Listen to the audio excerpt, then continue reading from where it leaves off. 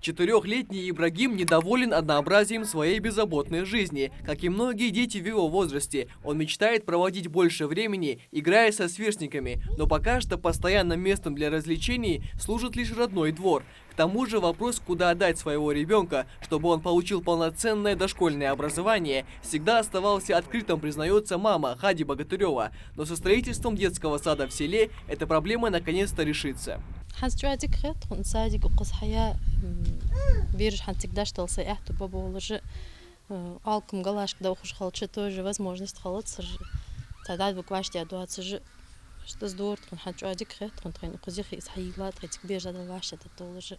После того, как по федеральной программе здесь возвели Дом культуры и школу на 320 мест, местные жители с нетерпением ждали начала строительства первого дошкольного учреждения. И в октябре прошлого года их просьбы были услышаны. Определили место для строительства. На объекте закипела работа. Нам очень необходимо и важно был вот этот объект, именно вот этот объект. Частое обращение населения к руководству нашей республики было принято построить нам этот садик на 120 мест.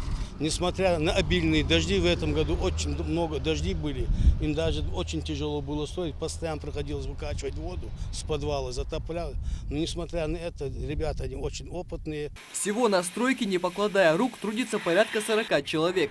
Часть занята монтажом водопровода и отопительной системы. Магомед Тимурзиев в строительной сфере более 10 лет. Имея за плечами такой внушительный опыт, он старается ответственно подходить к своему делу. Тем более, когда речь идет о строительстве такого объекта, как детский сад. Садик – это место, где будут находиться наши дети, и как и к любой работе, но мы стараемся более ответственно именно вот на таких объектах более ответственно относиться к материалу, качество материала, работа. Здание двухэтажное. Здесь предусмотрены актовые и спортивные залы, игровые комнаты и просторные спальни, несколько санузлов, а также отдельный пищеблок. Сейчас рабочие заняты внутренней отделкой здания. На данном этапе у нас проводится шпатлевка здания внутри, укладывается плитка, керамическая плитка.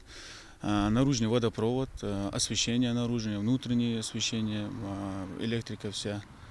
И уже благоустройство мы тоже начали. Рабочим предстоит еще приступить к устройству полов, потолков, завести необходимое оборудование, завершить фасад здания, а также заняться благоустройством прилегающей территории. По словам представителей подрядной организации, сдача объекта в эксплуатацию планируется уже к концу этого года. Михаил Тангиев, Рахман Цуров, Новости 24.